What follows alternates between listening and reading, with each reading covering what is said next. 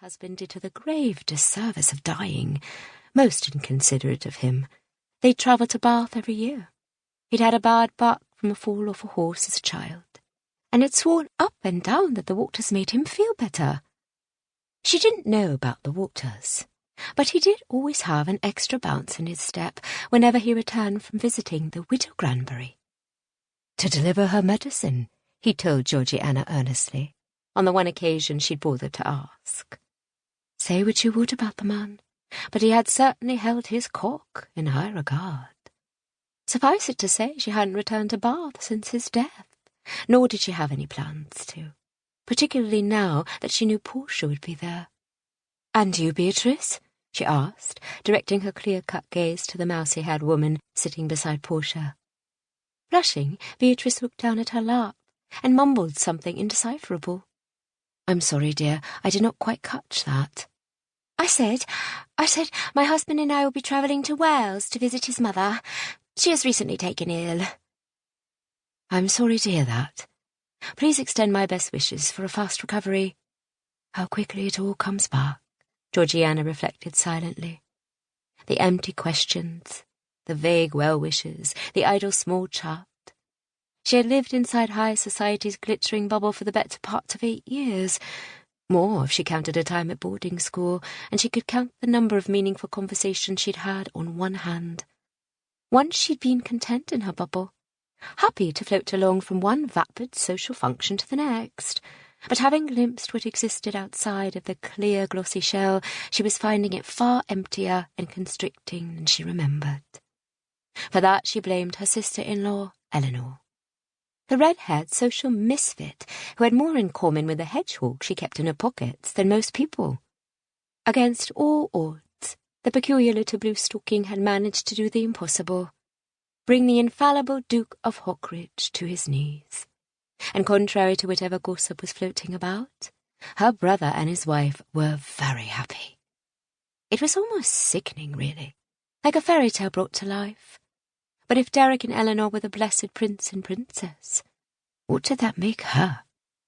The wicked stepsister, Georgiana thought with a smirking curve of her lips. Destined to be surrounded by love, but never to have it for herself. Not even with her late husband. Oh, they'd gotten along well enough, mostly because she turned a blind eye to his various affairs, and he'd rewarded her discretion by leaving her alone, both in the bedroom and out of it. They may have resided under the same roof, but they'd led completely different lives, and they'd been, if not happy, then at least content, until James's carriage overturned and he snapped his neck. Once before James, there had been another man, one with piercing eyes, the colour of dark slate, and hair so black it might have been painted by the devil himself. She could have loved him, had loved him, if she were honest with herself. But that had been a long time ago, when she'd still be foolish enough to believe in happily ever afters.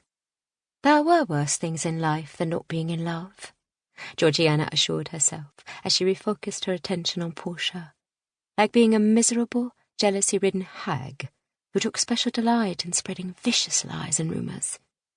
"If you will excuse me, ladies, I believe I shall step outside for a bit of fresh air. It was so delightful to see you again. We'll have to do this again, very soon."